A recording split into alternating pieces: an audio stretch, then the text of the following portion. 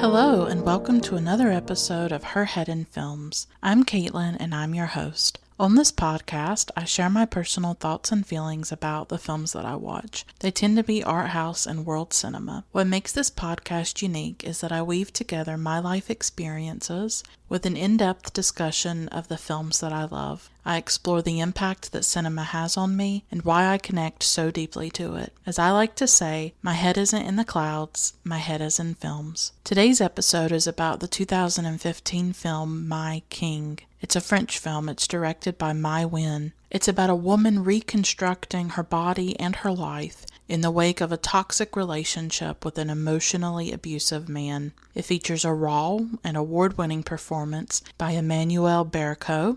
She plays the woman, and the man is played by Vincent Cassel. I think this is an important film about misogyny, psychological abuse, and a woman finding a way to free herself from a terrible relationship. I loved it immediately when I saw it a few years ago, and I've been wanting to talk about it for a while. I hope you'll stick around and listen to my full episode and everything that I have to say about it. Her Head in Films has a Patreon where you can financially support the work I'm doing on a monthly basis, and you can access rewards and extras like merchandise, extra episodes, and so much more. You can find more information at patreon.com/herheadinfilms. That's patreon.com/herheadinfilms. At one level, you get a shout out on each episode. I'd love to give a shout out to my wonderful patrons Christopher, Kelsey, Aaron, Tyler, Max, Juan, Teal, JD, Vanessa, Spunden, Paulina, Olivia, Carolyn, Jesse, Feminist Overlord, Michelle, and Lindsay. Thank you all so much for your support. If financial support isn't an option, consider reviewing the podcast on iTunes and or Stitcher. Please give me 5 stars. You can tell your friends and followers about the podcast, or you can engage with me in a positive way on social media. You can follow me on Facebook, Twitter, and Instagram at Her Head in Films, and you can see links to all my social media accounts listed in the show notes of each episode. So before I get into my full analysis of My King, first I'm going to talk a bit about something that happened to me recently and how Andrei Tarkovsky's 1979 film Stalker helped me through it. So I really want to talk about the emotional power of cinema and how it can really save us in really dark and difficult times. And then I'll talk all about My King.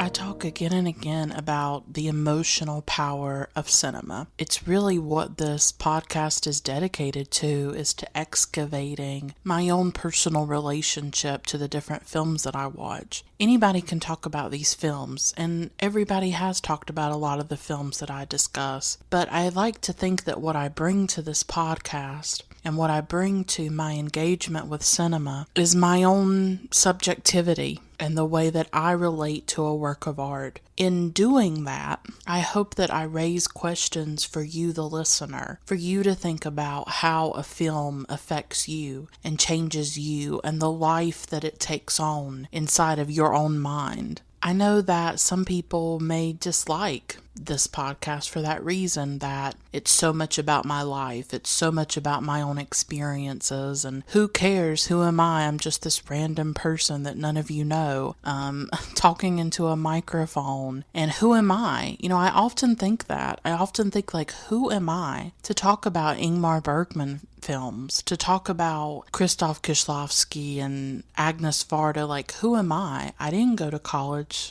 and study cinema. I don't have any kind of special knowledge. I'm not a historian. I'm just an average, everyday person talking about these films. But I hope that some of you connect to the stories that I tell about my own life and about my experience with these films. But I hope that it doesn't stop there. I hope that you're not just like a passive listener and just thinking, oh, well, that's her experience with the film. I hope that it inspires you, if you've already seen the film, to maybe think deeper about your own relationship to the film. Or if you haven't seen one that I'm talking about, that it inspires you to seek that film out and have your own experience with it. Because I think that that's what can get lost in today's world, where it's all about social media and reviews online and, just the way film culture is. Everybody has an opinion. There's so many people online with opinions about films, and I think that we can get inundated and overwhelmed sometimes that, oh, well, here are the film critics and here's what they think, and here are all these random people on Twitter and Facebook, and here's what they think about a film. But I think at the end of the day, what matters is, what does the film mean to you? What do you think about it? That's what matters. That's what is important. And to form your own thoughts, to form your own experience with that work of art, with that piece of cinema, I think that's really important, and I hope that I encourage you to do that. I'm not the be-all, end-all. I'm not an authority, and I would never want to be. I always want you, the listener, to think about your own experience with a film. I hope that I inspire you to do that. I really do. But I talk a lot about the emotional power of cinema because that's the only way that I can talk about it.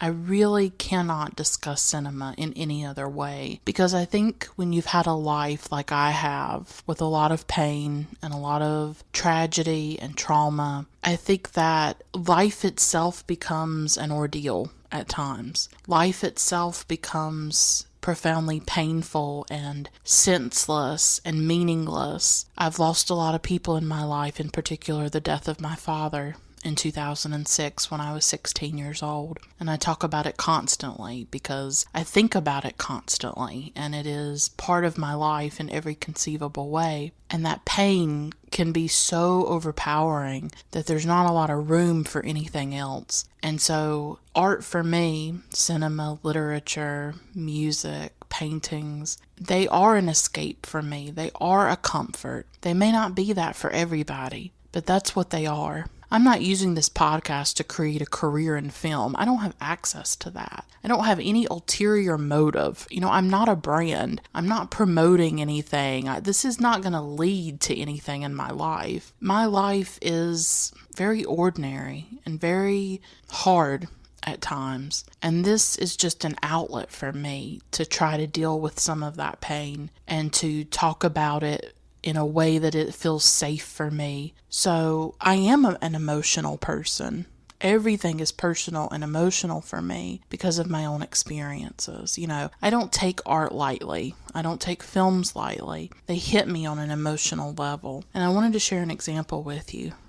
Recently, my mom's husband was in the hospital. It's been really stressful dealing with it. I really crumble at times like this, when things like this are happening, for a lot of reasons, mainly because of my father's death. And when I have to go to hospitals, when I have to deal with seeing people have health issues and things like that, it really triggers me. It reminds me of seeing my own father in the hospital. It reminds me of his death. It reminds me of all of that. So it brings up a life of trauma, really. And I had to go through that recently, and I've moved a lot lately. So where I live now, I don't have any family and I don't have any friends. So I live with my mom and her husband, who she's with. That's really the only people that I have in the world. So I'm very isolated. I'm very alone, going through this experience,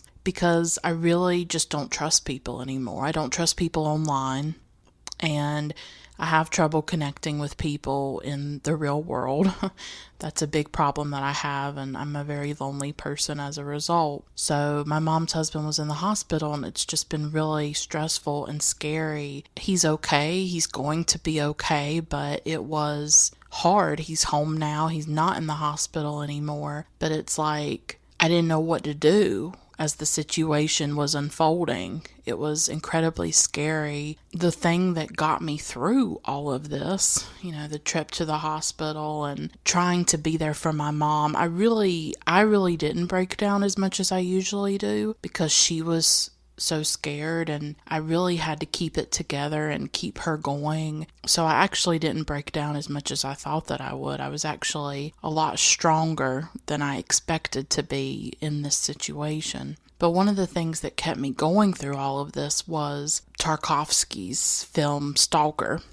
I started this film weeks ago. I have this terrible habit of starting films and then not finishing them. So I had watched about 40 minutes. It's a 2.5 hour film. It's around 2 hours, 40 minutes. So when all of this was happening with my mom's husband being in the hospital, I got to thinking about Stalker and how I really wanted to finish it. And so literally the thought of getting home and watching Stalker is what helped me get through this. I'm just going to be honest. And so this is like a real example. When I say that cinema saves me, or cinema is salvation, or it's life-saving, and it keeps me going, I'm not like exaggerating. I'm not, just being cliche or something like that. I'm talking about in real moments of anguish and fear and stress, that thinking about a film, thinking about being able to see it, is something that I hold on to and that keeps me going.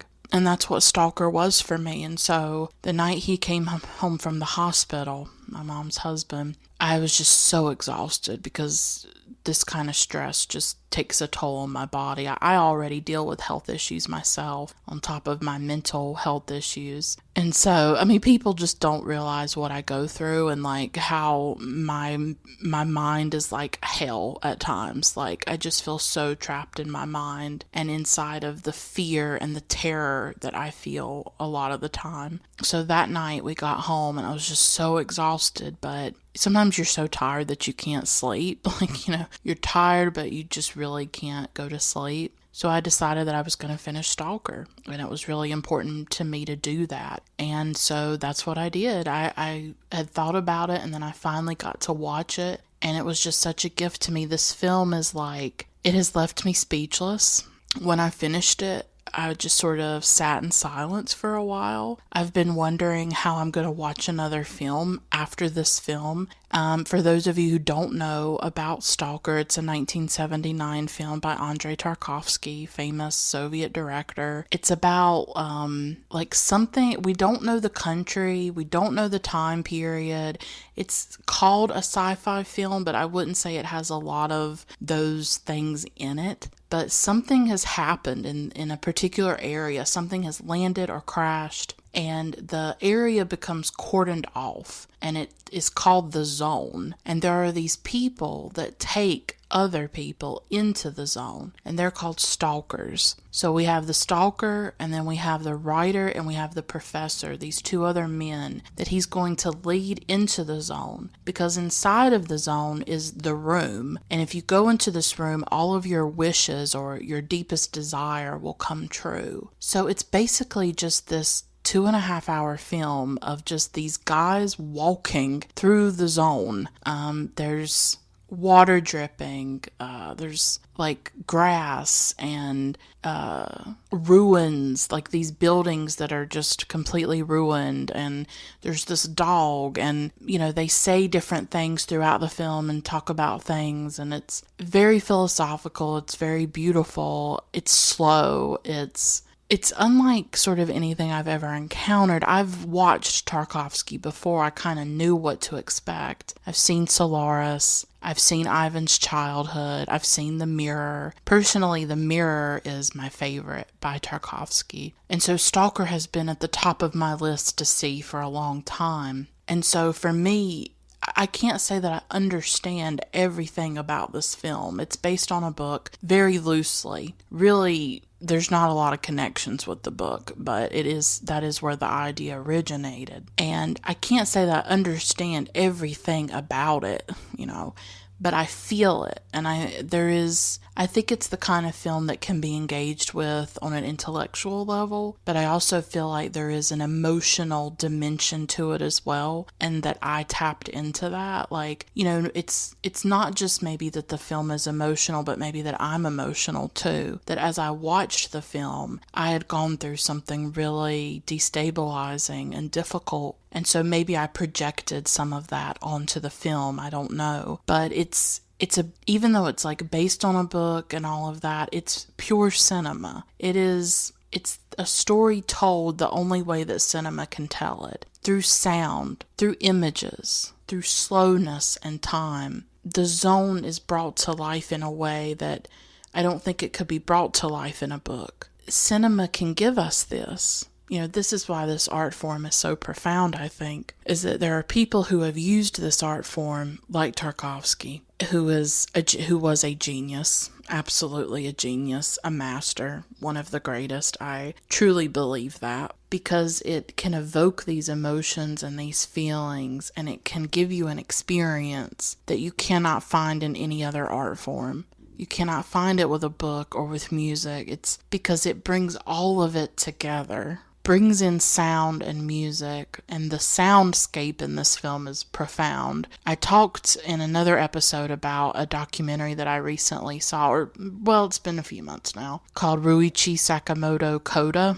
Sakamoto is a composer, and he talked about Tarkovsky in the documentary and talked about the sounds in Tarkovsky's films, especially of water and rain. And so with that documentary in my mind, I was very conscious of the way that sound was used in the film, how watery the film was, full of the sound of water and wind and footsteps, and just like this very rich sonic soundscape that he created with the film. And of course, that's a great example of how a film can impact your experience of another film, that maybe if I had not watched the Ruichi Sakamoto documentary, I would not have been as aware or conscious of the way that Tarkovsky was using sound in Stalker. But I was very alert to it. It's an important part of the film. I don't even know how to talk about Stalker. I don't think I'd ever do an episode about it. I've thought more about doing an episode on Solaris, because it affected me in an emotional way as well, and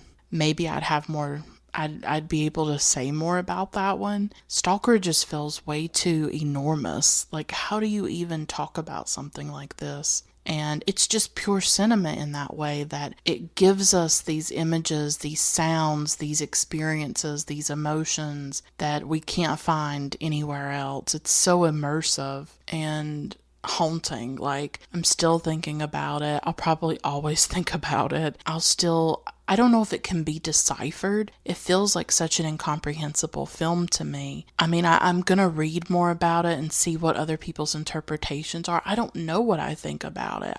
I feel overwhelmed by it. I feel like sort of just like I don't have words, and I don't have really the intelligence to talk about such a film, but I do feel it, and I have that emotional connection to it. And I probably always will now, because of the time at which I watched it and what was going on in my life, and also the beauty that it brought and the comfort that it brought to me. That's an important part of a film's function for me sometimes, depending on what I'm going through in my life. I think everybody will have a different experience of Stalker. They saw it at a different time in their life. For me, it happens when I'm going through something really difficult, and it's just a reminder of what cinema can give to us, that it can give us these beautiful,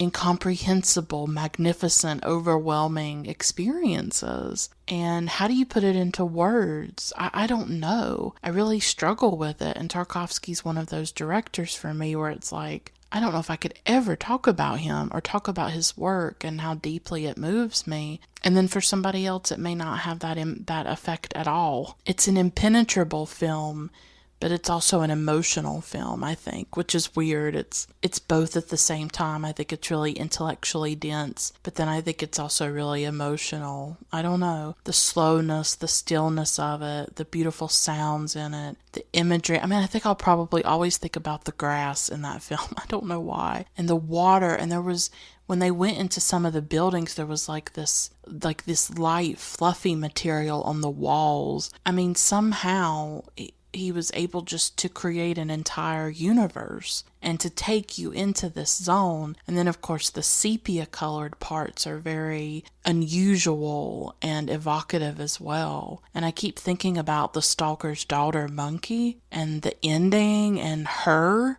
Like, what has happened to Monkey? What has happened to her? So he has suggested so much in this film. He's created this world, this universe, these people, these feelings. And to me, it's still magical. To me, it is still magical. And I want it to always remain magical. And I want it to remain emotional. That's really important to me. And that's what I advocate for on this podcast, is that emotional relationship to cinema, because I think it's so important. I think how we experience these films matters. And I don't know if we talk enough about that, about the role that cinema can play in our lives in terms of providing comfort, bringing beauty. I mean, it's a landscape of ruin, and yet it's beautiful. There are sort of ugly things about it, this dingy water and this overgrown grass and these rusted out vehicles and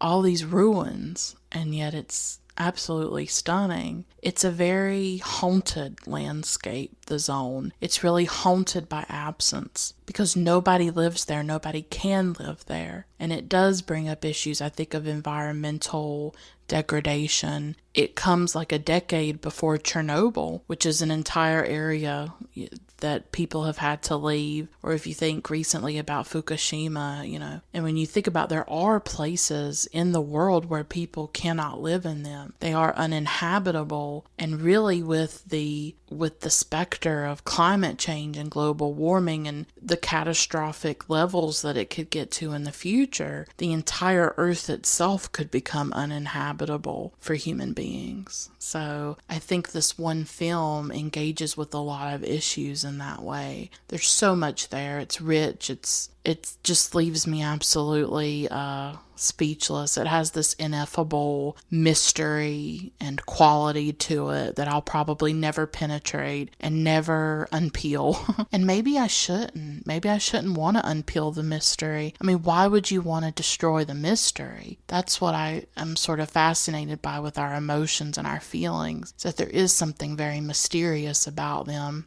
And why we connect to certain works of art, but then don't connect to others. And then how, two people can watch a film or two people can read a book and they can get completely different experiences from it. But it comes from each of us being individuals and having such different frames of reference, different things that we've been through, different histories, and so we each bring that to any work of art that we consume, be it a book, a song, a film. We bring our own lives to it, we bring our own feelings to it. And I think that's really beautiful. And I hope that, as I said earlier, I hope this podcast inspires you, encourages you to think about your own experiences with different films and to own that experience. That it's okay if you feel differently about a film than somebody else, that their reaction doesn't invalidate or negate yours, that they're just different. And it's important to be open to different perspectives, obviously, but I think it's okay for us to own our own feelings and experiences and to say, well, this is what I got out of it, this is how it affected me, and that's just as valid as what a film critic or an academic or whoever, what they get out of that film. So I just wanted to talk about how Stalker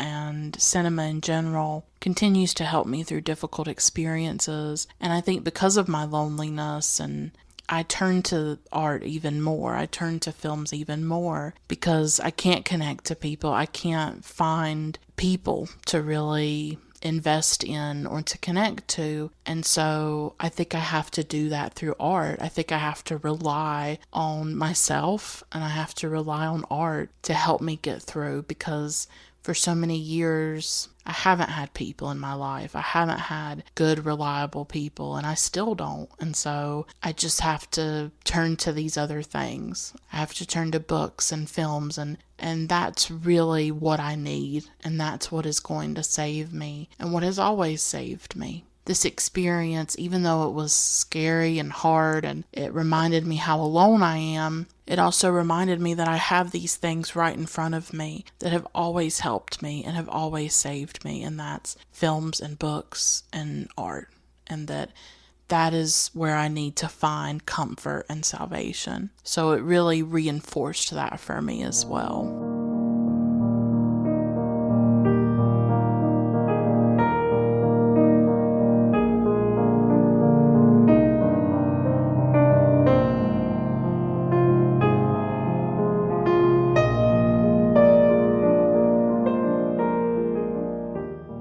I first saw My King in 2016, and it was actually one of my favorite films that I saw that year. It feels like not a lot of people know about this film, but I love spotlighting movies like this that maybe you haven't heard of, and it's sort of a passion of mine to bring you in contact with films that you might not normally watch or you might not engage with. I don't know what drew me to the film exactly. I have a crush on Vincent Cassel, so I think he was part of it. And I think the poster really intrigued me. The poster shows Vincent Cassel and Emmanuelle Bercot. It shows a close-up of their faces and they look like they're kissing, but he's really like biting her lip. So it's this provocative poster as well. And it was one of my favorite films that I saw in 2016 for so many reasons, and that's why I've chosen to talk about it on the podcast, is because there's so much in it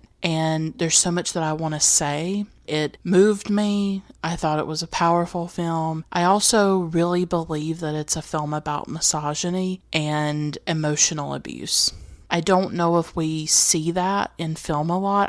I feel like this is a feminist film in some ways, in the way that it looks at a woman's subjectivity and her life and really her struggle to liberate herself from a very toxic and unhealthy relationship. And I felt like a lot of women could probably watch this film and see themselves in it, or see their interactions with men, their relationships with men. And that is another reason why I wanted to talk about it. I am always drawn to films about women and often by women. Maïwenn is a director that I don't think a lot of people know about, but I think that she has really already made her mark, and I think that she's shown that she's interested in telling stories from a female perspective, and she shows that brilliantly in My King. So it was directed by Maïwenn. If you haven't heard of her, she's primarily known as an actress. She's from France, but she's also been a model, like for Chanel. Now she's also a director. She's had a couple of feature films. I think she's working on another one. She's done some short films. So in many ways, she's really at the beginning of her career as a director. And I'm excited to see what work she continues to create. She did have a film called Police, and it won the jury prize at the 2011 Cannes Film Festival. She's someone who has won awards, and people have really noticed the work that she's doing. In this film, My King, it stars Emmanuelle Bercot as a woman named Tony. It stars Vincent Cassel as her boyfriend and then husband, Giorgio. And even Louis Garrel is in it. He doesn't have a huge role, but he plays Tony's brother. It's pretty great to have Louis Garrel and Vincent Cassel in one film together. Both very beautiful men. Both, I have big crushes on both of them. It's interesting because, so many people, especially in America, obviously, they have big crushes on the male actors in America. Whoever the heartthrobs are now. I don't really know who's considered a heartthrob now because I'm sort of so out of step with mainstream movies and celebrity culture. I mean, I like Oscar Isaac and Chris Pine and guys like that. But I'm much more into like the European men, or the men outside of the United States, like Vincent Cassel and Louis Garrel and Mads Mikkelsen. And, like those are like all my crushes that I have, and because I'm ridiculous. But so it was very enjoyable for me to watch this film and see two men that I absolutely think are gorgeous and very sexy. And so this film won a few awards. Emmanuelle Bercot won Best Actress at the 2015 Cannes Film Festival. She actually tied with Rooney Mara,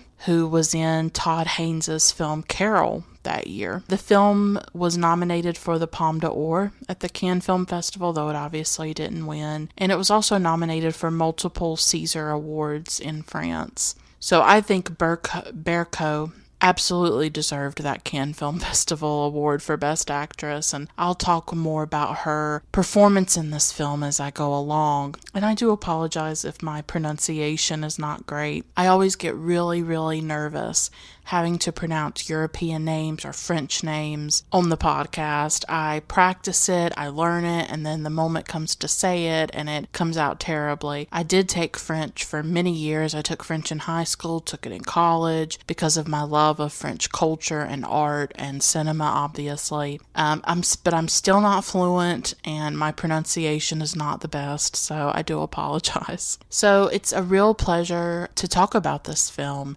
I've wanted to talk about it for a while because I feel like nobody has talked about it. It hasn't gotten a lot of appreciation here in the United States. I don't think the film got a lot of attention. I have seen a lot of negative reviews of the film. I'm not sure what the Rotten Tomatoes score is right now, but just online I've seen some more negative reviews of the film, and I just couldn't disagree more. I watched the film and I was completely taken over by it and very impressed by it. And then I really felt like critics or maybe other people didn't quite connect to it, didn't quite get it. So in many ways, this episode is sort of me making my case and me arguing for this film and standing up for this film and saying this is worthy of being talked about, and I think it has important things to say, and I think it is well made.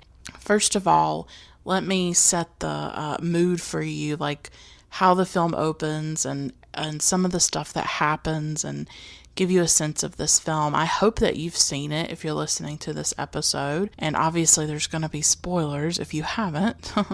The first big theme for me with this film is the reconstruction of a woman. She's not just healing her body but her soul, because the film starts with Tony, Emmanuelle Bercot, on a skiing vacation. And she's on the slopes and she's sort of dangerously going down them. She's very sort of reckless. And she ends up hurting her knee really badly to the point where she has to go to a rehabilitation facility for it. While she's at that facility, she starts to think back on her relationship with her ex-husband, Giorgio, a man that she has been entangled with for about a decade of her life at that point. It's a man that she has a child with, a son named Sinbad. Immediately, I think the film sets up this idea of physical healing and emotional healing, because Tony going to the rehabilitation facility is a chance for her to get away from work, get away from family and friends and everybody that, she knows. And it's really a time for her to be alone with her thoughts, alone with herself. And obviously she's away from Giorgio, and at that point they're divorced and separated anyways. But it's really an opportunity for her to reflect on probably the past decade of her life. And so the film starts in the present of her at the rehab facility, and then it takes us back in time through flashbacks to when she met Giorgio and the development of their relationship. And I think that's a really fascinating thing that Maïwenn did, and she did co-write the script as well as direct the film.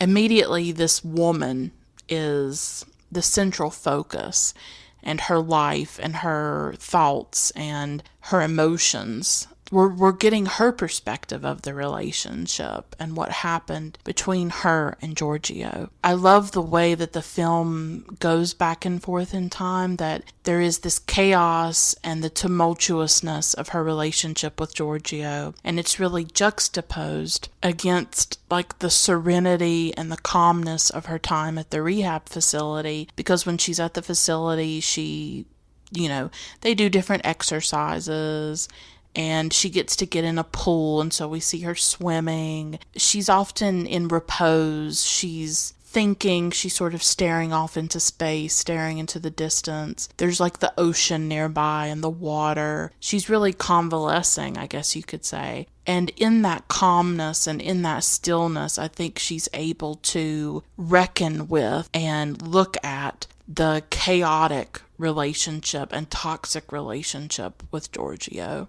As her knee heals, I think that she starts to heal. And I think that she becomes a different person. And I think she is different by the time the film ends. But we also see through this process of her trying to heal her knee, it's painful. at times things happen and she cries and she's in a great deal of physical pain. But just as it's difficult to heal those physical wounds, it's also hard to heal emotional wounds. And I think, if anything, they're probably harder to heal because there's no exercises that you can do. There is not a set of instructions and a roadmap for what to do. Her going to this facility really inspires her to come to terms with her relationship with Giorgio. And it really happens when she's talking to a therapist at the facility, because the therapist starts to prod her a bit and to say, well, why did you hurt your knee? Why did you fall? What caused you to fall? Were you in some kind of emotional state? The therapist reads this quote about the knee, and it's very interesting. She says, quote, "The knee signifies the capacity to let go, give way, or even retreat, since it is a joint that allows only backward flexion. Pain in the knee suggests that one has difficulty accepting an event in one's life, and healing proceeds along the same psychological path," unquote. I mean, I don't know how much truth is in that, but it's an interesting idea. I don't know if I totally buy it. I mean, Toni has legitimately hurt her knee. It's not her emotions creating the pain in her knee. It's not something that she's making up. But I think the discussion with this therapist opens up something in her. It breaks some kind of dam in her because she starts to cry when she's talking to her. And I think it allows her to start looking back and to start thinking about the emotional turmoil that she's been in for the last few years, and to really confront the damage that has been done to her by her relationship with Giorgio. And Maïwenn, in an interview, actually said that it was really important to her to show a woman reconstructing herself and to show the man who destroyed her. So her time at the rehab facility is a time, I think, of healing and rebuilding and reconstructing, and also of reflection. I don't think that we can go forward in life if we're not aware of the past and if we don't take stock of the past and come to terms with what has happened to us, to name it, to hold it in our hands, I guess you could say, and put it into the light and really see it in all its facets and see the reality and the truth of it. Because Toni in this film is someone who I think lives in a lot of denial for a long, long time with Giorgio. She makes excuses, she rationalizes it, she justifies what is happening. She gets so lost in the love for him, the romance, the addiction I think that she has to him, that she's not able to take stock of it. And it's in this facility that she's finally able to do that. And I just think it's a really poetic idea in the film of this woman going away and trying to heal both her mind and her body. And I think the film seems to suggest that emotional wounds are as intense and visceral and important as physical ones. But we can't see those wounds. You know, there's this scene where Toni's in this room at the facility and you can see the scars on people's knees where they had surgery. You can see where the stitches were. But when it comes to our emotions, when it comes to the psychological damage of life, you can't see those scars, and they're much harder to identify and to cope with, I think. So immediately I was entranced by the film because of this, the way that it started and the idea of this woman reflecting and looking back. I love seeing a woman thinking on screen, and so many scenes of Toni in this facility show her in repose, as I said, in silence, in stillness, thinking back to the past, remembering, confronting her life and her past. And I just love those scenes of Bercot just looking into space, because Bercot is a brilliant actress in this film in particular. I've not seen her in anything else. And she says so much with her eyes and so much with her face. Her entire life is on her face and in her eyes. And you can just feel every emotion emanating from her very skin. It's astounding to watch her. And for me, Bercot's performance is like the hallmark of the film. It is everything. I think that's why I love the film so much. Partly, I think if it had been another actress, maybe an actress who is not as emotional, who maybe is colder or can't show those emotions, it would have been different. But for Bercot, it's all there on her face. her acting is just astonishing in this film. And she really portrays this woman who has become undone by a toxic relationship and is trying to find a way to escape and to go on. And she sells the film completely. She is why you keep watching, I think, sometimes. The way that she inhabits this woman, the way that she conveys her elation at times, you know, in the first whirlwind of being with Giorgio. She's just so addicted to him and entranced by him and elated to be with him. And then you feel her desperation as the relationship starts to get harder. You feel her heartbreak, and also you feel maybe her liberation. I'm going to talk about the final scene, the ending, and my interpretations of it and how I think my feelings about it have changed. But seeing her in this film made me want to immediately go and watch every film that Bercot has ever done. I haven't yet, but I'm going to. She's in Police by Maïwenn. She is in that. And I think she's in some other things, but a lot of her films are not available here in the United States. I haven't been able to find many. Bercot is a screenwriter and a director in her own right as well. So I'd like to watch some of her work, as a director as well. Hopefully I can do all that. There's never enough time for anything. But she is just the cornerstone of the film for me. And her performance absolutely deserved awards and deserved recognition. And the way that she brings Tony to life and shows every dimension of this woman who is incredibly complex, incredibly complicated, and contradictory. Sometimes she seems very sedate and ordinary, and then other times she's very uproarious and out of control. She's just all these different things in the film. She's very emotional as well. I think Tony is a very emotional character and someone who feels things very deeply. And that always resonates with me because I'm a really emotional person myself. So I always love women who are emotional. But this is a really great film, like a realist, naturalist sort of film that I think the French are really, really good at. They do such a great job of telling stories about real everyday people. Charlotte Rampling talked about this in a documentary that I saw her in, and I talked about Rampling. I talked about that documentary in my episode on Francois Ozon's Under the Sand. And in this documentary, Charlotte Rampling talked about French cinema, and that something she loved about it was that it was just about people. It was just stories about people's lives. I love films like that. Here in America, especially mainstream cinema, or what you're going to find at a regular movie theater, not an art house one, is going to be the superhero films, the blockbuster films, about these larger-than-life characters from comic books or whatever. Those are just not my kind of films. I don't get into them and I don't connect to them. I much prefer a film like My King or Under the Sand or, all the films that I've talked about on this podcast. Films about everyday real people. And My King is really part of that tradition of just everyday lives. And so I think that's a really beautiful thing. And I love films like that. And I wish there were more here in the United States or that they would get more funding. And I mean, Netflix has done a good job, I think, of doing some of that. Like one that comes to mind is Tamara Jenkins's Private Life, which came out recently and that I really loved. That is a really great film with Kathryn Hahn and Paul Giamatti and just about everyday people trying to have a child. And it felt so real and beautiful in that way. I really loved that film and enjoyed it.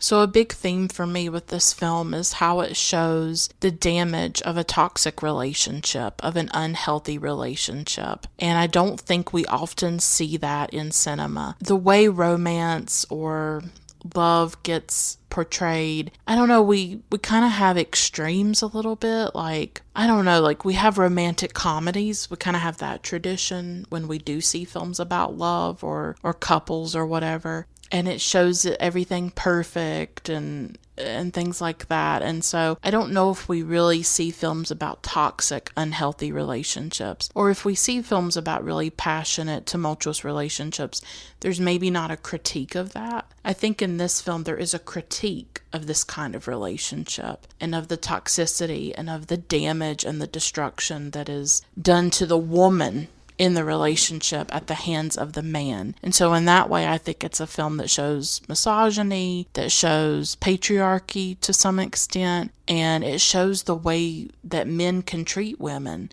and how damaging it can be.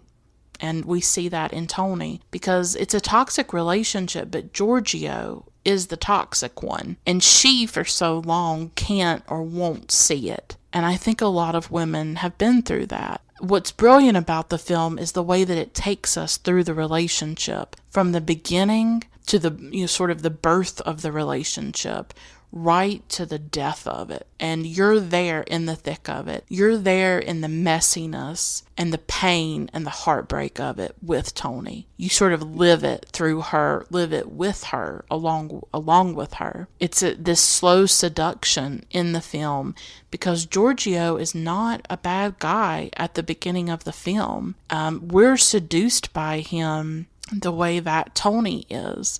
And we see the way that she just completely loses control with him. And I think maybe we haven't all been in a relationship like this, but I do think a lot of us have maybe met people who changed us, but not in a good way, where you would get around them and something would happen to you and you would do things that you wouldn't normally do, and you become this person that you don't recognize when you're in their presence. And there is a toxicity about it, and yet you continue to be friends with them or continue to be in a relationship with them. So that's why I think the film is kind of relatable for a lot of people. I don't think you necessarily have to have had a Giorgio in your life, but you can know what it's like to not be yourself anymore, or to be negatively affected by another person, and to not understand why you can't extricate yourself from it, why you can't get out of it. The film is 2 hours. It's actually longer than 2 hours, I think. It is long.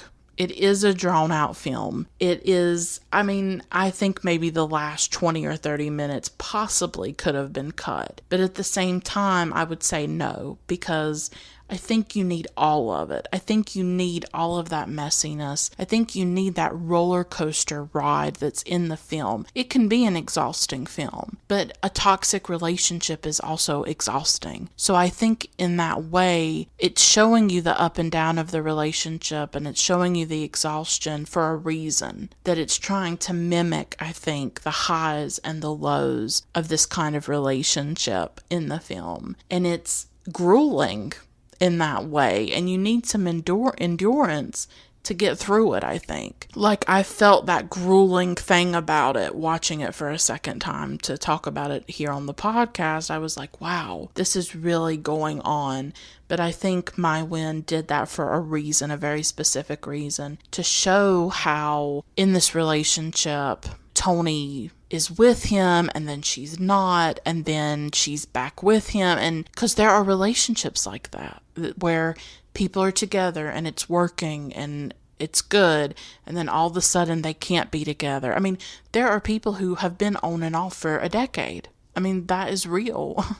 So I think the film is trying to explore these two people who, like that saying goes, they can't be together, they can't be apart, they can't live with each other, they can't live without each other. But I think Tony gets to the point where she has to live without Giorgio, or she's not going to be able to live at all. Like, she's not going to stay alive and be able to function and live and be happy if she is with him. She's really fighting for her life, I think, to get away from him, and to liberate herself from him. And even if we might not have had a relationship like that, you may have a friend who has. There might be many women that you know who have been in these kinds of relationships, and maybe you're on the outside looking in and you don't understand, why does she stay? Why won't she just leave him? But I think the film shows us why they don't leave, why they can't leave, why they won't leave, is because when it's good, it's really good. It's like heaven to them. But then when it's bad, it's soul destroying. So Tony's in her rehabilitation facility, and she starts thinking back to her relationship with Giorgio. And she thinks back to the night that she met him at this club, at a dancing club. And I really love this scene. I've watched it a few times, and I love the song that's playing in it. It's called Easy by Sun Lux. And I've had it on repeat ever since watching the film. It's just been on and on and on. I cannot stop listening to this song. Bercot in this scene is just absolutely brilliant because she's looking at Giorgio for the first time. Well, not for the first time. They know each other previously from years ago. But she's watching him, and everything is in her eyes. It's like, I don't know if it's love at first sight, but there's something first sight. She feels something for him instantly when she sees him. And she's checking him out, and she's watching him in the club. And there's these neon lights, and that song by Sun Lux is playing. And it's incredibly powerful and emotional for me every time I watch the scene. Because I'm just absolutely fascinated by these kinds of relationships or by really passionate love stories. This one turns toxic. A lot of them do turn toxic. I watch stuff like this about like passionate, sort of brutal relationships. I was recently thinking about the Wuthering Heights adaptation with Laurence Olivier and Merle Oberon, because it's my favorite version of Wuthering Heights. And I really would like to do an episode about it eventually. I was actually thinking about it for that reason, because I'd like to talk about it. And that's the kind of love story that I'm fascinated by, or is like this Victorian, gothic, like painful kind of love. It fascinates me. It's not anything that I've ever experienced, but these really passionate, deep love stories intrigue me. And I'm just fascinated by people who meet and have intense connections with each other and how they end up changing one another's life. And it's like, if these two people had not met, everything would be different in their lives. It completely changes them. And that's something that we're seeing in that scene with Tony and Giorgio, is that she is watching him, looking at him, she's attracted to him, and that is ultimately going to change her life and ruin her life. And she doesn't even know it. I think already when you go back and watch the film, you see the difference between the two of them and how those differences are eventually going to destroy them. Because here's Giorgio on the dance floor dancing. He's got these beautiful models, these women. He's a chef, or he like owns restaurants or something like that. He's very glamorous. And Vincent Cassel is like that. He has that about him. And then we have Tony, who just looks really regular and normal, and she's not dancing. She's really reserved. She seems a bit shy. Maybe not shy, but she just seems a bit more reserved. She's not shy because she's the one that approaches him. She goes and like flicks water on his face, and she's like, "Do you recognize me?" He kind of does, or he forgot about her because it had been so many years, because she had worked at a bar and he had been there. He had been a regular at the bar, and that's how they knew each other from years ago. So she is sort of assertive in the way that she approaches him, because she is attracted to him and she desires him, and you can tell it the moment she looks at him. It's all in her eyes. And that scene just, I don't know, it just moves me, because it's the beginning of something that at first is really intoxicating and beautiful. I love when they're falling in love, and I'll talk about it in a minute. I just love that. It sort of reminded me a bit of A Star is Born by Bradley Cooper, the one with Lady Gaga, the most recent one. I love the first half of that film. I absolutely love the love story between Bradley Cooper and Lady Gaga in the film, when they're just in the first throes of passion and love and falling for each other. It's just absolutely beautiful to watch. And that this film had something like that in it, where you're seeing these two people fall in love with each other, and you can feel the way that she's intoxicated by him, and it's romantic at first and new and fresh, and I absolutely love when they were falling in love with each other. But Cassel is just immediately magnetic. Like, he's on the dance floor, he's there, he's in the club. You know why she's looking at him. He has such an irresistible charm and charisma and presence for me. The thing about Vincent Cassel, I have a thing for him. he does something to me. He is so physically present in films. He's very manly. He has this intense masculinity about him. But that's usually used in a dark way in films that he's in, like the characters that he plays. You think of something like Black Swan that he was in. That's probably maybe his biggest role in the United States and what people know him from. But Tony's drawn to him, and you can tell why. Like, you're drawn to him. You're seduced by him, because Vincent Cassel has that kind of power, I think. And their romance is quick and intense. They have breakfast. They talk all night. They have instant chemistry, instant connection. And it's just full throttle from there. It's a whirlwind romance. She is sucked into his orbit. He's unpredictable. He's exciting. Like, instead of giving her his number, he just throws his phone to her. It says, "Take my phone. Here's the passcode." He takes her to a wedding, like the first time they go on a date or the first time they get together or something. They just go to the random wedding of one of his friends. He's barely known her. Very quickly, he tells her he loves her and he wants to have a child with her. Everything just starts to happen very, very quickly before they even really know each other that well. And this is sort of how we're told love should work. I mean, later on in this episode, I'm going to talk about our ideas about love and how a lot of them I think are wrong or misguided, but we're taught like, oh, well, you should fall in love that way. Love at first sight is what everybody wants, even though love at first sight is kind of ridiculous. You don't know the person. You don't know anything about them. It's more like lust and attraction. But we're told that love should be like that it should be instantaneous, that you should feel certain things. But sometimes maybe that's not the best way to go about it, especially when you don't know somebody very well. It's kind of crazy that some people only get married after barely knowing each other, and a lot of heartache ends up coming out of it, unfortunately. Just everything happens so fast in this relationship, but you just feel the connection between them. I think Maïwenn, in the script and in her direction, and obviously the actors, just completely sell it to you that these people are in love, that they are connected. I mean, I love when they're in love with each other. I think Cassel actually comes off really tender and vulnerable at times in the beginning of the relationship, and it makes him even more attractive, actually, to see somebody as muscular and sexual and magnetic as him, and really masculine, to see him vulnerable, to see him really sweet and kind and funny. It's amazing to see him that way. And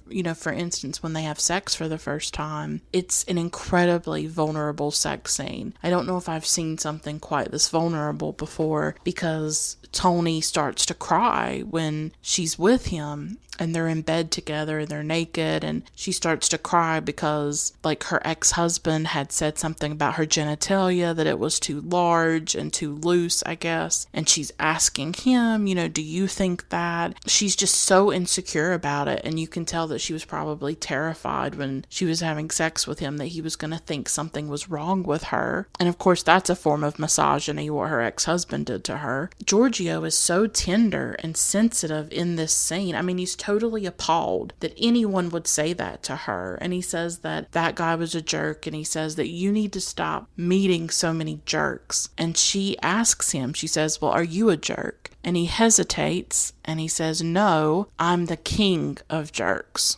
And that's obviously where the title of the film comes from. And it's interesting because in that moment, he's really telling her who he is. And I think it foreshadows a lot of the heartache and the pain that comes later in the film. In that one scene, even though he's being tender and funny and attentive to her and supportive in this really beautiful way, he's not going to stay that way. He's not going to. But it is beautiful to see that, and I'm glad that Maïwenn spends so much time showing them in love with each other, showing them laughing and being silly and connecting, and showing the way that Tony is really head over heels with him, and how could she not be? We see exactly what she sees. We get why she's attracted to him. She's almost in this frenzy when she's around him. She laughs, she's boisterous, she's just in a frenzy. She's not herself. She's very different than the Toni we see when she's not around him.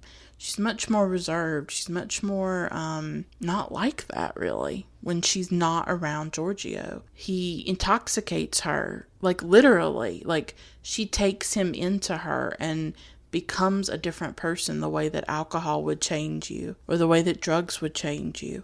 He is like that for her, and I think she just trusts him completely, even when that darker side of him comes out. But I'm glad that we got to see the love. We got to see the tenderness between the two of them and the connection between the two of them, because it's realistic. I think this is what can happen to a lot of people, that he's not a really bad guy from the very beginning. It comes later, or it slowly starts to come out. It slowly starts to come to the surface, but you're already so deep into it that you can't get out. And so I think that's what a lot of women can probably relate to, is that, oh, he's a great guy at the beginning, but he doesn't stay that way. But Toni becomes pregnant, the two of them get married, and they're deeply in love with each other, but things start to happen even before the wedding, even before the baby. There is trouble in the relationship, and the film explores that and weaves those moments into it.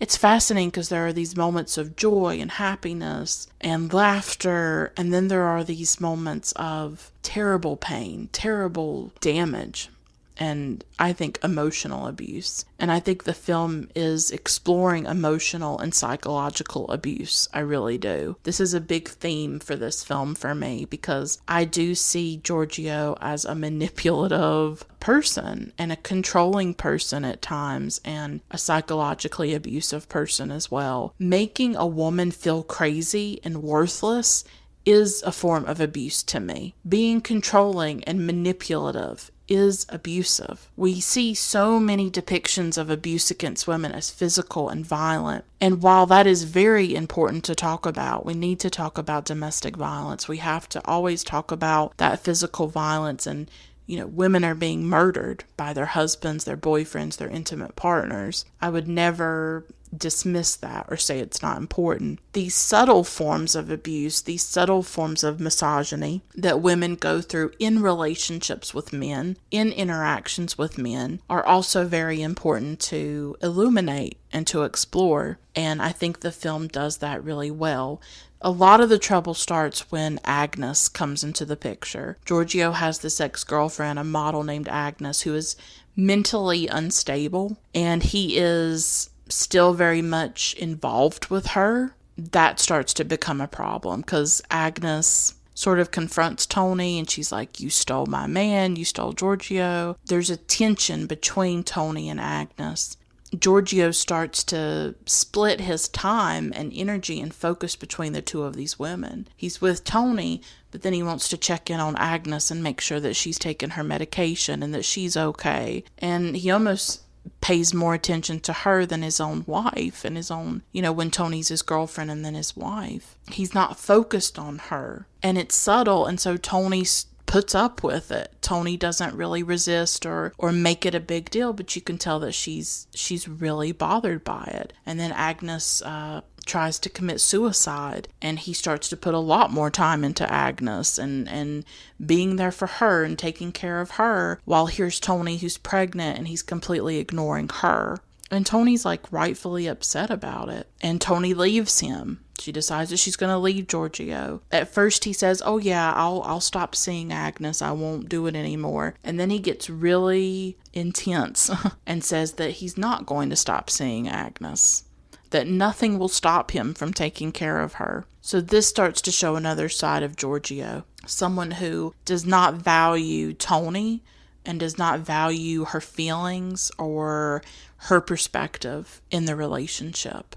And he starts to really make her feel crazy and hysterical, and that's something that I think men can do to women. is to make you feel like you're crazy, make you feel like you're too emotional, something's wrong with your hormones, are you on your period? It's a subtle form, I think, of misogyny. It's a subtle form of devaluing women. He blames it on her pregnancy and her hormones and acts like she's out of control. He gets the second apartment so that if he says that if they have a fight, he can just leave. And so now she's basically alone and pregnant because he's got to go to his other apartment to have, I guess, alone time or whatever else he's doing at that apartment. So she's with him, but she's not.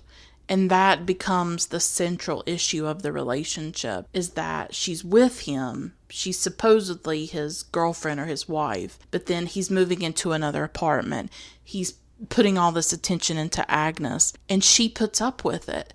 She is being devalued. She is being treated as less than. She is not his priority, and she accepts it, and it starts to erode her. It starts to erode her sense of self, her sense of worth, because he is slowly chipping away at her sense of worth and her self-esteem. He is just gradually chipping away at it, making her feel like she's nothing, making her feel like she doesn't matter. At one point, she goes to his second apartment, and she's so mad that she puts her fist through glass. She has these eruptions of emotion because she can't handle it, because she loves him. She wants to be with him. She's having his child, but then he can't support her and he can't be there for her. He has turned her into a version of herself that she doesn't even recognize. And he did that from the beginning. When she's with him, she is a different person. And at first, she was this happy person. She was laughing. She was so alive when she was in his presence. And then as he starts to become more and more negligent of her and, neglect her and overlook her and ignore her, it starts to turn her into someone who's very mad and depressed and anxious and all of this. And it just completely changes her. He has lied to her. He has this debt that he didn't even tell her about and that she's responsible for too, because they're married. And one day these people come and just take her furniture from their apartment. She had no idea. She gradually starts to realize she does not know him. She doesn't know him, but she puts up with it like a lot of women do, because she wants to have this fairy tale, right? And she wants her child to have both parents in his life. She wants them to be a family. She wants them to be together. She is trying to make it work. She is trying to get through it, even though it is destroying her. She's like holding on to the dream of Giorgio. That man that she met in the club, that man that she sat up all night with and talked to for hours. She's holding on to this dream of him, this idea of him that she can't let go. And it just starts to just get worse and worse. He gets involved with Agnes again. Then she finds him in bed with another woman. Then he breaks down and says that he's taking drugs. I mean, the film is just, it's so messy and crazy in that way of like, so much happens. It's crazy. And he says that he'll get therapy and he'll get help and all of this. And when he admits that he's been doing drugs, she says, we don't know each other. She says that because she starts to realize she really doesn't know him. But she continues to stick by him. She wants him to get therapy. She wants him to move back in. I think she thinks that she can save him. And I think there are a lot of women that think that. They can make this relationship work. They can do this.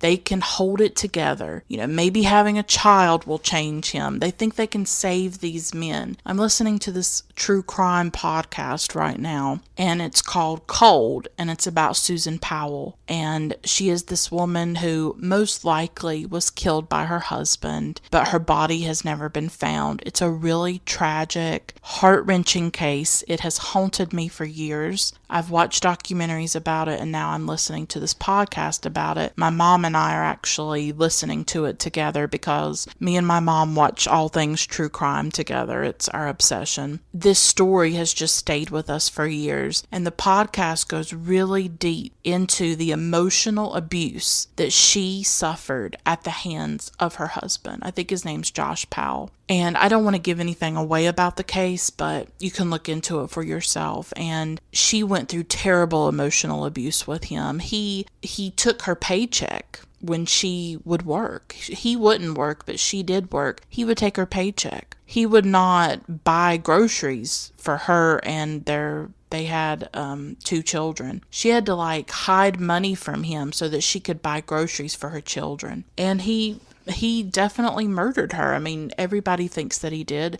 Investigators, police think that he did, but her body's never been found. He was not physically abusive towards her, but he did a lot of things to break her down, to make life difficult for her, and she kept thinking that she could get through it, that she could make the marriage work. She was really religious. She just believed that their marriage had to survive. And so when I was watching My King, I see the same thing with Tony, that it's all right in front of her who Giorgio is and the kind of man he is and how manipulative and controlling he is, but she can't see it. She wants to make the relationship work. She doesn't want to listen to her brother, Louis Garrel. He can see it. He can see the toxicity of the relationship, but she can't.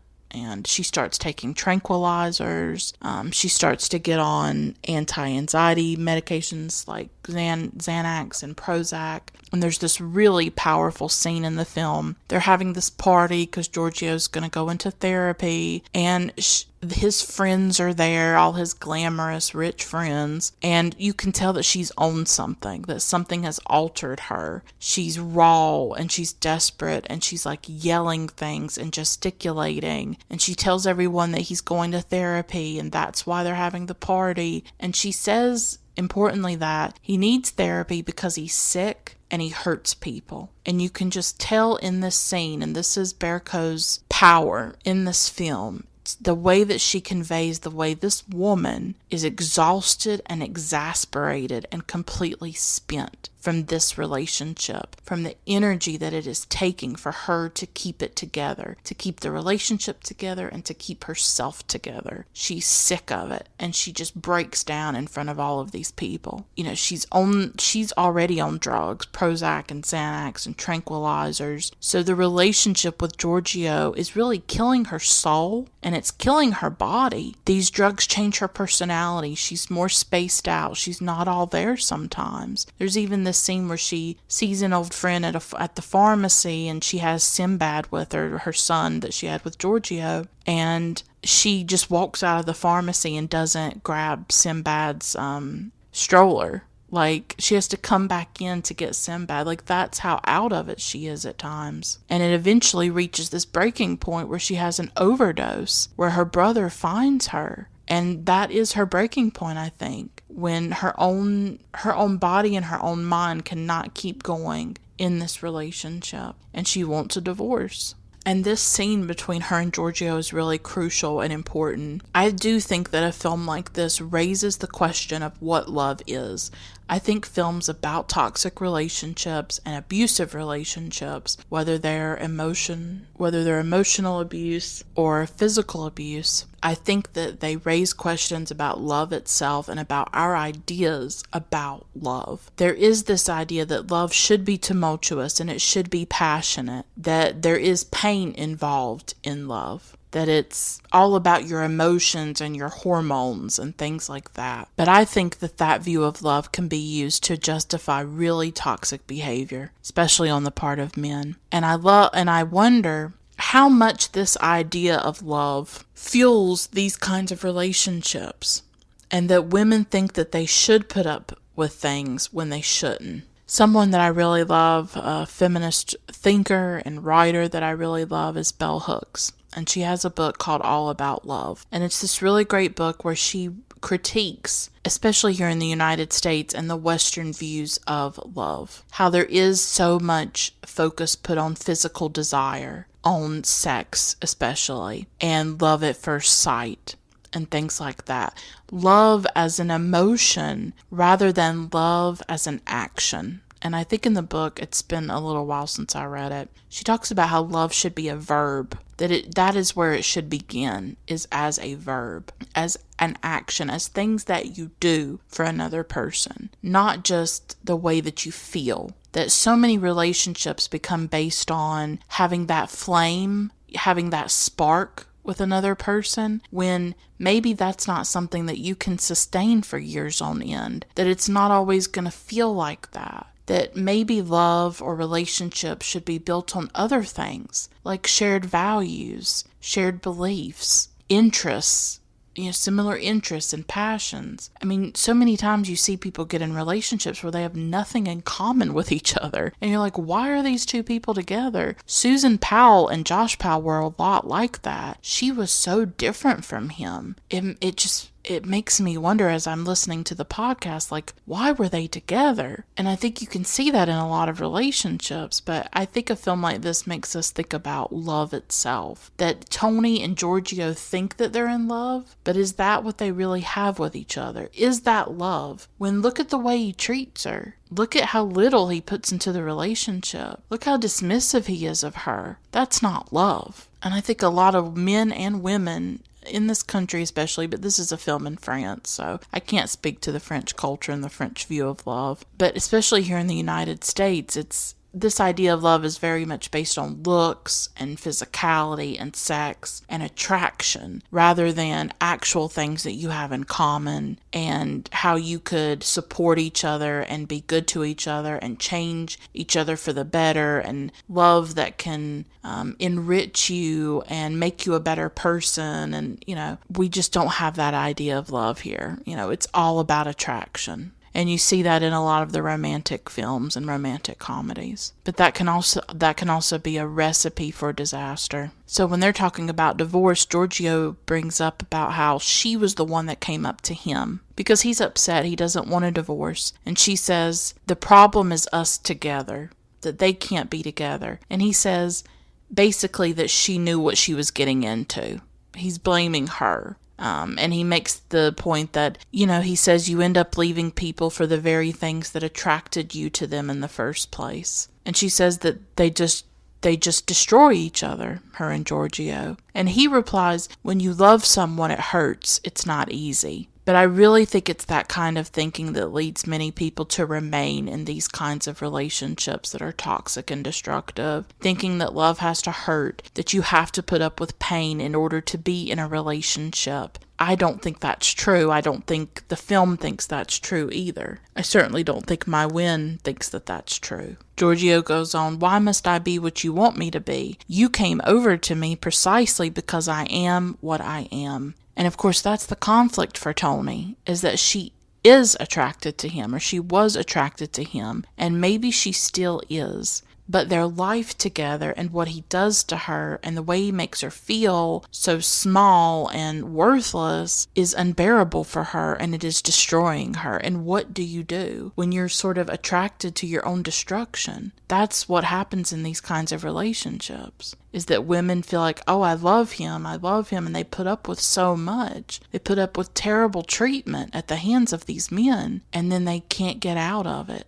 Sometimes because of their own emotions, sometimes because he's abusive and she can't get out. And I think what she really can't stand is the roller coaster of the relationship. And she says that in their discussion. She says, every day it's something different. 1 minute he loves her, the next he's cheating on her. 1 minute he's with Agnes, the next he's with her. It's maddening, and it's really pushing her to her breaking point. And I think she's tired of the pain. It's not love. It's just pain. Sometimes it's just pain. It really is. And when they start talking about divorce and custody, this is when the dark Giorgio comes out. We thought we had seen the dark Giorgio before, but he gets even worse. He becomes even more controlling and manipulative, and he even veers into violence at times, physical violence, or threatens it. And, when he starts to talk about custody, he does not want to alternate weekends. He doesn't want to share custody in the way that she wants to, and he threatens her.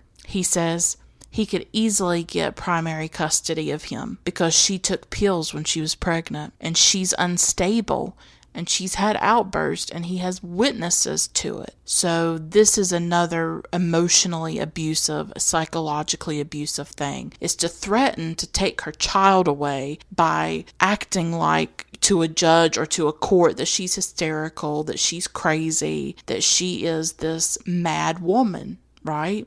And that has been used against women for centuries. This idea that we are hysterical, that we are too emotional, and all of that. And it's something that a lot of men use against women. And she's in the car with him and he starts to back it up and he's hitting cars and he grabs her and he starts to get physical with her. So he starts to cross that line from that emotional abuse into the more physical abuse. And she gets out of the car and she's standing in the rain and she just screams. She just screams in the rain. It's this complete shift in him that I don't think that she expected or had ever seen. And it scares her, I think, and it shakes her up. And I think a lot of women have seen that or lived with that, of seeing a man that you love and trust or thought you could trust, and them changing very suddenly and becoming a person that you don't even recognize. And that violence comes out again later on after they've divorced. And at this point, they've been together for like 10 years. They've known each other for 10 years. And obviously they have the son together. And he comes to her, I think she's at work, and he wants to get back together. She doesn't. And then he starts to ask if she has a boyfriend. And he says that he doesn't want Sinbad to meet the boyfriend. So his controlling behavior comes out again. And she says, well, too bad he's already met Sinbad. I do have a man in my life and he's already met our son. And he just about loses it. He walks over to her. He throws stuff off her desk. He becomes very threatening in his presence. The way that he gets in her face and he raises his hand like he's going to strike her. And this is a very important scene because Tony finally tells him what he has done to her and the toll he has taken on her life. She yells, quote, "You decide right and wrong? You decide for him? What did you do to me for years?" He says, "I never laid a hand on you." And she says, "You want a medal for not laying a hand on me? What about the psychological abuse? You don't think it hurts more than a punch?" It is such a powerful scene. She's crying in it. Another example of Bercot's just mastery and how powerful she is as an actress. She is in his face just screaming at him, look what you've done to me. This is how you've treated me for 10 years now. And yes, she had gone back to him a few times and they had slept together and they had had good times together. That's what's so complicated about it within these kinds of relationships, is that there are good times. There are times when she goes back to him, when she is in love with him and she can't let him go. It's that back and forth, that roller coaster. And the film shows you all of it, that it just goes back and forth like a tennis ball, right? But I don't think human beings are made for that. And I don't think Tony is made for that. And a lot of women are not. They want love and support and they want to be valued. And that's not what she has with Giorgio. But she finally, I just love that she yells that at him. And because I think that's what a lot of men think. Well, I never laid a hand on her. I never hit her. But my king makes it so clear that just because you don't hit a woman doesn't mean you are not destroying her. Those invisible wounds, those emotional wounds, like I said before, making a woman feel crazy and hysterical is abusive. Making a woman just feel crazy, using a woman, making her feel worthless, chipping away at her self-worth, not treating her well, that is a toxic relationship. And we don't call it out. We don't name it for what it is. This is abusive. If you have to walk on eggshells around a man, if you have to be terrified what you say around him, because he might jump at you or he might snap at you or treat you cruelly. But there are a lot of people that put up with that and live in those relationships and they are miserable every day. They're scared every day. Like, well, what am I going to say is going to set him off? They live on eggshells. They live terrified. And you may not have any physical bruises. There may not be physical bruises on her body, but her soul has been destroyed. I mean, something comes to mind actually recently, the allegations that have come out about Ryan Adams, and when Mandy Moore spoke out about her relationship with him and how he kept saying that he would help her with her music, and she talked about how controlling he was of her. And a lot of people noticed that when Mandy Moore married Ryan Adams. First of all, I was shocked they were together. They seemed so different, right? As soon as she married him or was in a relationship with him, she completely stopped working.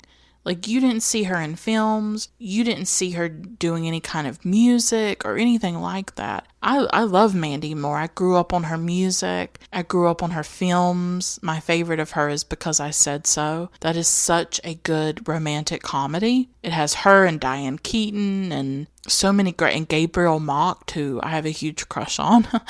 And I love Because I Said So. I always thought Mandy Moore was just adorable and wonderful. And she talked about the ways that he was controlling, the way that he really kept her from having a musical career for quite a few years. And so that's another example. Ryan Adams, as far as we know, did not physically hurt Mandy Moore, but she was in a miserable, toxic relationship with him. That is clear. And it did something to her self-esteem and to her self-worth. And we just don't talk enough about the damage that does to women. And that's why I think a film like My King does matter, and I think it's so good, is because it shows it. And as I said, I would talk about the final scene. She finally leaves the rehabilitation facility after all this time. I don't know how many weeks she was in or days, but now she's back in her life again with Giorgio. She is no longer looking back on it. Now she's in it. And is she different? Has she changed?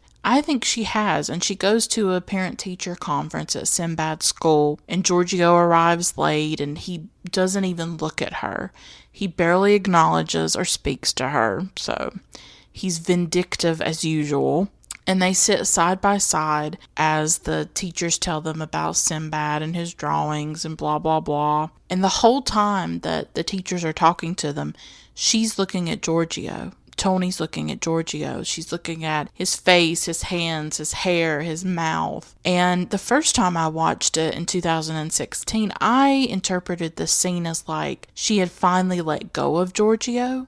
That was the feeling I was left with. That at the end of that parent-teacher conference, when they go their separate ways, when he leaves the room and she's sitting there, I felt like she was finally over him to some extent, because she just smiles and she thinks she just rolls her eyes at him because he won't speak to her and he won't acknowledge her. And I felt like she had matured. I felt like she had reached a place where he doesn't have that power over her anymore, where she's not falling to pieces because he doesn't want to talk to her. So to me, it had a liberating aspect to it, where I felt like, yeah, I think she's cut the thread. I don't think that she is obsessed with him anymore or in love with him anymore. But watching it for a second time, I wasn't quite as sure, because she is looking at him and she's like, is she smiling? I can't remember quite if she's smiling or not. But it's like, is she still in love with him? Has she really let him go? I'm not quite as sure. Is there love in her eyes when she's like inspecting his face? Has she gotten away from him? Has the spell finally broken? There's an ambiguity to the scene. And I wasn't sure, and I'm still not sure, if it represents a true break with him, or if she is still entangled in that web and still under his spell. I wonder if he came to her, at some point in the future, if she would go right back into his arms, right back into bed with him. I don't know. I can't be sure about it, but I have to say I kind of love that ambiguity. I love not knowing for sure, and I think maybe each viewer interprets the scene in their own way and brings their own feelings to it. I like to think that Tony finally is free of him. I like to see the film as one about a woman going from destruction to rebirth. That I think that Tony is rebuilding herself. She is reconstructing herself. She is healing her body and her mind, and that she is going to be free of Giorgio. I can see that for Tony. I will be honest. I can see that for her character. And so I have hope for that. And I have hope that other women can get out of those toxic relationships. I think maybe for every woman, there just comes a breaking point, or there comes a moment of clarity the way there was for Tony, where once she had that overdose and she realized just how damaging that relationship was and how it was obliterating her and annihilating her, and that she was starting to self-destruct, that he was destroying her and then she was destroying herself. I think once she realized that, I think she did sort of have an awakening or have a clear, like a revelation or an epiphany about it. But even then, she did go back to him and then leave him. And so it's complicated. You don't know for sure. But the ending was more ambiguous for me. And Maïwenn, in an interview, and I'll have all my sources in the show notes, of course, as usual. In an interview, Maïwenn talked about the ending. She said, quote, "First of all, the way you see the film reveals something about you. If you see that the woman is still attracted to Giorgio, that is the way you think about it. But I also know people who do think she does not love him anymore. I like to give an open ending to the film because people can see it in the way they want, and that reveals something deep about them," unquote. So for me personally, I like to think that she's free of him. I like to think that going through that physical therapy with her knee and taking stock of the relationship and thinking back on the 10 years that she wasted on this man and the pain he put her through and the way he made her feel crazy, the way he made her feel worthless, the way he made her feel like she wasn't even herself or who she thought she was. I like to think that she's done with him, and that she does not love him anymore, and that she is now strong enough to walk away from it and to get away from him and to find somebody that does truly love her, that loves her, actual real love, because I don't think that what she had with Giorgio was love. I think it was intoxication, addiction. He made her feel very alive and happy for a little while, but then he also, I think, made her feel like nothing. And just made her feel like she was losing her mind and so out of control and angry and mad. That's not worth staying with. That's not a relationship. That is not love. It just isn't. And it's interesting to note that there are different reactions to this film from men and women. Maïwenn said as much, like in interviews, that men and women react to it in different ways. And I would be interested if like male and female critics maybe reacted to it in different ways as well. Maïwenn in an interview said that she had gotten letters from women and they said, "This is my story, this is my ex-husband, this is my boyfriend." That was a big revelation to Maïwenn, to put this story on the screen and to realize that a lot of women connected to it and that they could see a Giorgio in their own life. And you never know, maybe the film helped them get out of that relationship. Although it's worth noting that Vincent Cassel did not see the film in the way that I saw it or Maïwenn saw it or a lot of women see it. He has been very vocal in interviews that he wanted to make Giorgio human, that he did not want to make Giorgio into some kind of monster. And he said in an interview with Numero, I think that's the way you say it, Numero magazine, he said, quote, "For me, this film was much more a love story. I tried to remain normal with respect to my character, without imagining someone with a narcissistic personality disorder. Relationships are always a bit violent when there's passion involved. There can be a certain severity, both psychological and in the things people say, because they're going through something very intense."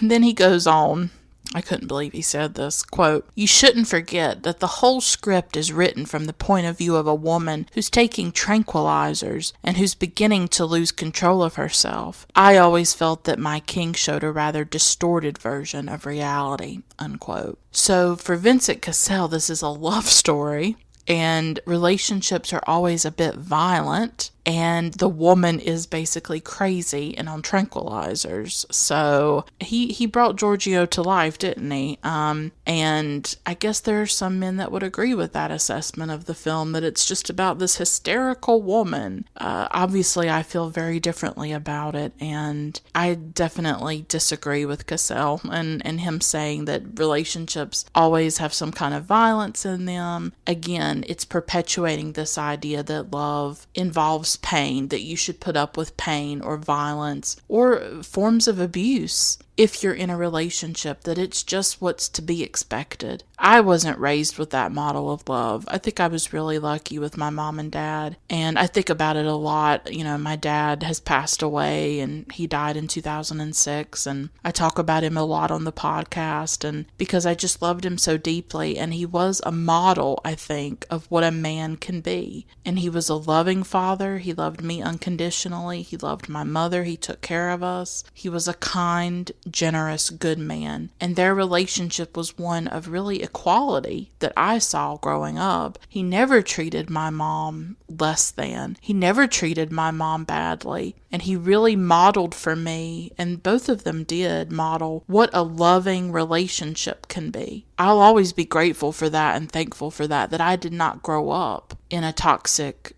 relationship, parents who had a toxic relationship or fought all the time or hated each other, anything like that. I only felt loved by my parents, and I felt the love that they had for each other. And so it makes me really sad, and it breaks my heart that not everybody gets to have that, not everybody gets to see that, and that maybe they do put up with that kind of treatment the way Tony does, and they get entangled in these relationships where they're not being treated right. Not because there's anything wrong with them but they just happen to fall for someone who doesn't really show their true colors until you're already so deep into it. Giorgio was not a bad guy on the first date. It took a lot of time for those darker aspects of him to come out, for that misogyny to come out, for that emotional and psychological abuse to rear its head. And by the time it did, Tony was just so deep into the relationship, so deeply in love with him, trusted him so much. And I think that's what's terrifying for so many women in relationships or in love, is that what if this man that you love changes? What if he shows this other side of himself and it's ugly and it's violent? And what do you do? Like with Susan Powell, I'm sure she never thought her own husband would kill her or murder her. Any of the women that you hear about in these stories, when it comes to that sort of extreme abuse, where it goes to that point of murder, they never thought that. A lot of them didn't. A lot of them trusted their husbands, trusted their boyfriends or intimate partners. So I think that we need to be aware of the red flags and the signs and all of this. And we need to be aware not just of the physical abuse, but the emotional abuse that women can go through. I think that's what My King does so well, and what Emmanuelle Bercot brings to life so amazingly and with such ferocity and power, is a woman who is being destroyed by a man in very subtle but devastating ways, in the way that it accumulates and in the way that it builds up in the film. And Maïwenn shows it all. She is daring in that way to go into all of that messiness and all of those complexities and all of that just exhausting pain that Tony goes through in the film. But I think that even though Tony goes through that destruction and that devastation, I do think that Tony comes out the other side of it. I think she's changed by the end of the film. I think she's able to let go and cut ties. And I think she is a woman in the process of rebuilding her life and rebuilding herself. And I think that she is finding a way to save and to liberate herself. Even though Giorgio has done great damage to her, she is reborn and she is reconstructing herself. And I think that's a really beautiful and hopeful message in the film. So I'm really glad I could talk about the film. I hope I did it justice. I hope you liked this discussion. Hope that you also like the film, or that it inspires you to watch the film. It's just superb. I've been wanting to talk about it, and it's been an important film to me for years, and it really held up for me. Like, I didn't know what to expect watching it several years later, but it held up for me, and I think it's just magnificent. So thank you so much for listening. Until next time, keep watching great films. Bye for now.